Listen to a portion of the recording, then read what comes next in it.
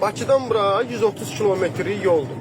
130 kilometrik yolda Azərbaycan Avtomobil Yolları Dövlət Agentliyi hələ bu günə qədər fikirləşə bilməyib ki, əgər nəqliyyat vasitəsinin texniki nasazlıq yaranarsa, nəqliyyat vasitəsinin təkəri partlayarsa, nəqliyyat vasitəsində hər hansısa bir digər nasazlıq yaranarsa, bu nəqliyyat vasitəsi harda durmalıdır?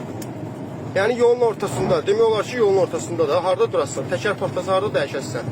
Çıxarsan yolun sağ zolağına, o torpaq hissəyə, yarı torpaq hissəyə. Sol təkərin isə avtomatik yolda dəyişəsən. Hal-hazırda da Hacıqabul yolunda bax, dayanıb 2 dənə yük maşını təkəri partlayıb.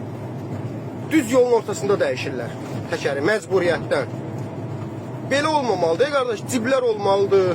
Heç olmasa ən azından bir 10 kilometrdən bir ciblər yaradılmalıdır.